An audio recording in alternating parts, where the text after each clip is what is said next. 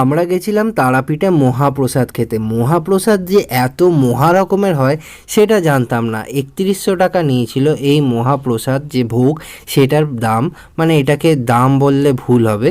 এই প্রসাদে ছিল হচ্ছে ভাত কিংবা পোলাও থাকে, পায়েস থাকে, সবজি থাকে, ভাজা থাকে, এছাড়াও মাছ, বিভিন্ন রকমের মাছ তো থাকেই, সাথে মিষ্টি থাকে, চাটনি থাকে, পায়েস থাকে, এত কিছু আইটেম থাকে না যে কি বলবো।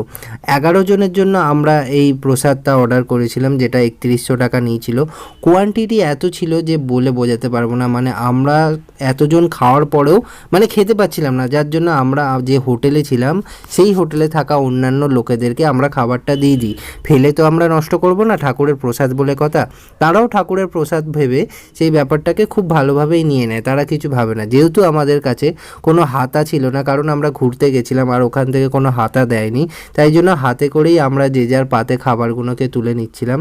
এছাড়া ছিল মানে খাবারে আমি বেসিক্যালি খেয়েছিলাম, যেহেতু প্রসাদ তাই সব কিছুই খেতে হবে একটু একটু, তাই আমি পোলাও আর একটু মাছের ঝাল, যেটা কাতলা মাছের ঝাল ছিল, আর এই সবজি ছিল একটু পটল আলু দিয়ে ভাজা ছিল, আর মাছ ছিল, পোনা মাছ ছিল, আর এই পুকুরের একটু টাটকা মাছ ছিল।